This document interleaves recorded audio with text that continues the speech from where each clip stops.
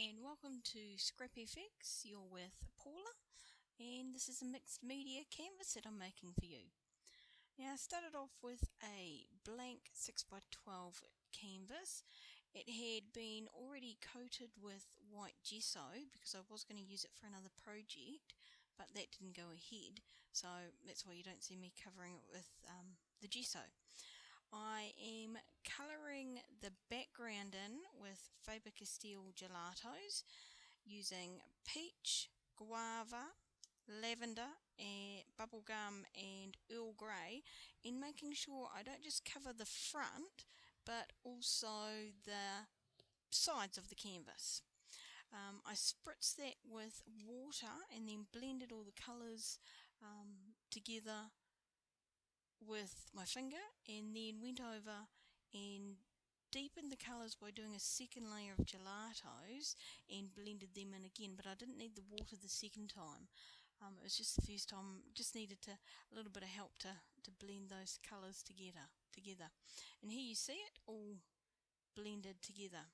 Now I'm actually using the Craft Crackle Acrylic clear stamp, and that's with Versamark watermark stamp ink, and I'm using some detailed black embossing powder. Now I'm only showing you sort of one little bit of it because it took quite a long time to cover the entire canvas, but that's what I've done. I've actually done the entire front and the sides of the canvas with the embossing powder. I'm then spraying some Lindy Stamp Gang mists on there, the Frostbitten Fuchsia, Don't Eat Golden Snow and Twinkling Tinsel, just to bring it up a little bit, that background, and give it a really beautiful shimmer.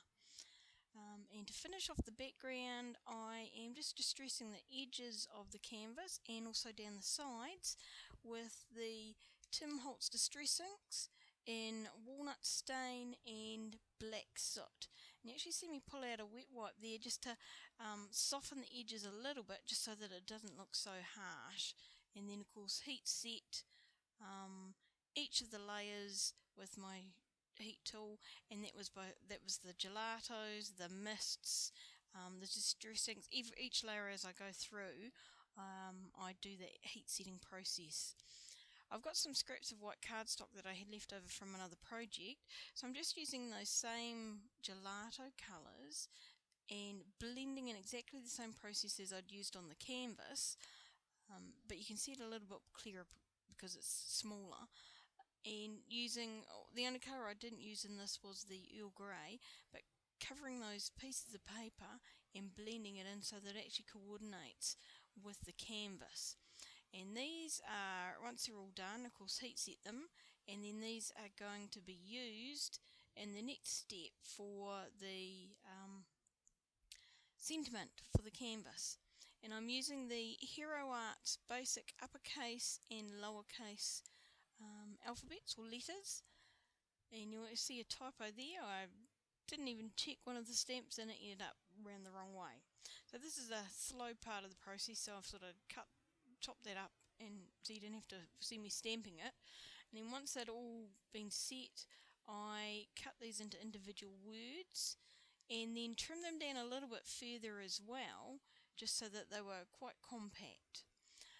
I didn't have any twigs from my canvas, so I made my own, and I just used some chenille or pipe cleaner sticks, as we tend to know them here, and I've covered them with some florist tape that sort of sticks to itself, but it's a wee bit green, so I used some Faber-Castell gelato in the chocolate cover just to tone down that green a little bit and make it look sort of more brownish, more like a natural looking twig. And just rub that on again with my finger. Once I'd done them all, I heat set them, heat set the gelatos, and then I mixed them with some Lindy Stamp Gang in Cadbury milk chocolate and dark chocolate truffle, just to give them a wee bit of a shimmer as well. And I actually just pull up the cloth from in my misting box as well and rub that on as well, because I want to make sure that colour is sort of uneven looking and natural looking. Then as I'm about to putting everything together, I start to go around all the words with my Tombow dual ended pen, and I used the brushy end just to go around the actual outsides of each of the individual words that have been cut up. I've got some scraps of some corrugated cardboard which I tear the edges of and then tear them to size, and then rip some of that front cover page off just to give me a really sort of distressed look. And then I'm colouring them just to tone down that colour a little bit with some Adirondack acrylic paint dabber and the snow cap, and just touching that on. I could have used gesso and a paintbrush, but I really wanted the paint to just touch the tops of those mountains, so to speak, in the corrugated paper, and I felt that the dabber top enabled me to do that easier than what a paintbrush would have done. And then starting to put everything together here, so I'm using Glossy Accents to adhere all those individual words on top of the corrugated cardboard bits.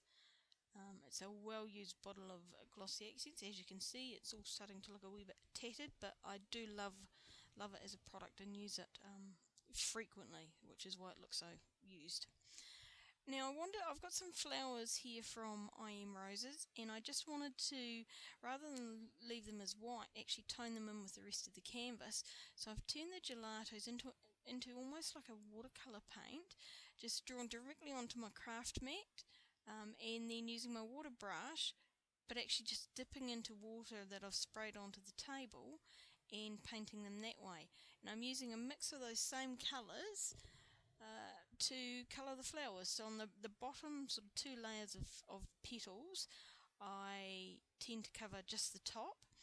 Right in the centre I do the outside, but the middle sort of 2 or 3 layers I cover both sides, because from some angles you see the top of the petals, from some angles you see the bottom, so it just gives them a really nice intensity of colour. Use the lighter colours to the outside of the petals and the deeper, darker the colours right in the inside there, so that you can just see the hint of that colour coming up, and it makes the flowers look beautiful and natural, and toning in well. I did sort of 2 or 3 painted like this, you just see the one there, and then I actually turned some of the gelatos into a mist. So I've cut off a little bit of the 2 colours that I used, and that was the bubblegum and the lavender, mixing them up in sort of the bottom bit of a drinking cup, because I knew it was sealed and watertight, just stirring that with a bamboo stick, and then putting it into a mist bottle and giving it a really good shake. I've made sure there wasn't any really big bits of the gelatos left, and then using that as a mist, and that worked out really well. You could change the intensity of the colour by how much you actually misted directly onto the flower. Then adding some Lindy's to my flowers, so I've used the cotton candy pink. The creme brulee is what gives it that almost sort of browny golden, and it's actually a white with like a gold in there, but it looks beautiful. Also use the frostbitten fuchsia in that stage there, and then again heat set them up to set the gelatos and also those Lindy's. Now one bit I did lose the video clip where I coloured that polymer clay torso. Again, just use that watered down gelato into almost like what I call a wash, and just put it on there, and it's actually settled onto the polymer clay torso, and quite a beautiful sort of tinting of it, not even.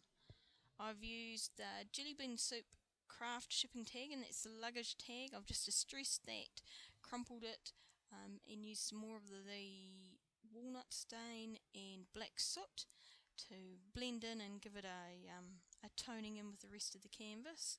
And I've got some steampunk metal charms, a wee bit of indecision there as to whether I include the big filigree flower or not, and I decided against it. It just didn't sort of match with the rest of it.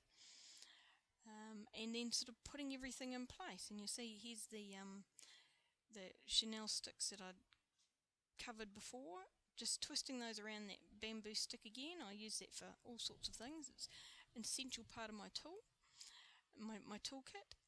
Just twisting them around, cutting them to different lengths to give me a bit of variety, and now sticking them in place. And this is where I certainly always go to my Helmar 450 quick dry adhesive. You could use a hot glue gun there if you wanted to, but I prefer this. It dries just as quick, it's really sticky, holds everything in place, but you don't have the risk of burning yourself. And you'll see I'm starting to use a few of my tools to hold up those stems so that I get the elevation rather than being flat against the canvas. And now probably the hard bit, and it's just putting all the flowers on that you've got. You see there's a lot of flowers there. I don't actually use all of them.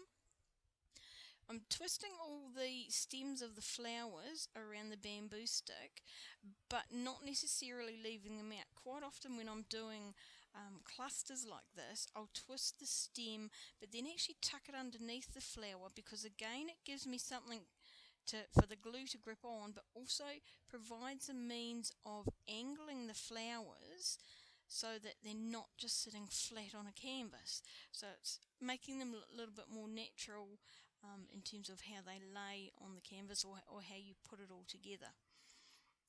Very quickly I put some gesso onto that steampunk metal charm there. It just, as I sort of put everything together, it was looking a little bit too bronzy for what I wanted, and the gesso just toned it down a little bit. Wipe off with a wet wipe again, just to highlight different areas, and then I put a little bit more on again just to make sure it is toned down, and then carried on and sticking all the flowers in place. You see I do leave a few stems sticking out, but most of them are tucked in underneath, sort of holding those flowers in place. What you don't see is I do add some leaves off camera, just a few, like 2 or 3, I think there's about 4 or 5 I add on there, but you'll see those in the finished canvas when it comes on at the end of the clip. The process took me, there was about 2.5 hours of filming in between, so that's how long the project took, with a little bit of extra time for sort of setting everything up. So I mean, it's a project that you can certainly do in a day once you've come up with your design. Just showing some close-up shots now of the different bits. There's texture on the canvas, the phrasing there, and it was something that I made up myself, just something positive and meaningful to me. You've got a close-up coming of the torso. You can see that wash sort of look there, and how it's accented parts of the polymer clay torso there, and it just looks so beautiful there. Close-up of the flower cluster right in that bottom corner. And then I just wanted to show you the sides of it, so you can see that, yeah, there's that embossing coming right around the sides of the canvas, so that when you look at it from all angles, you can see that it is completed and not just something on the front.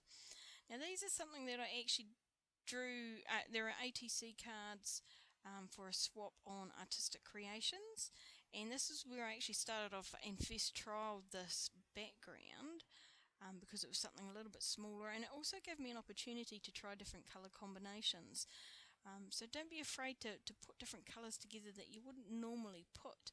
Like for instance, that's the grey, Earl Grey, butterscotch and green tea, and they go together really well if you're prepared to take that risk.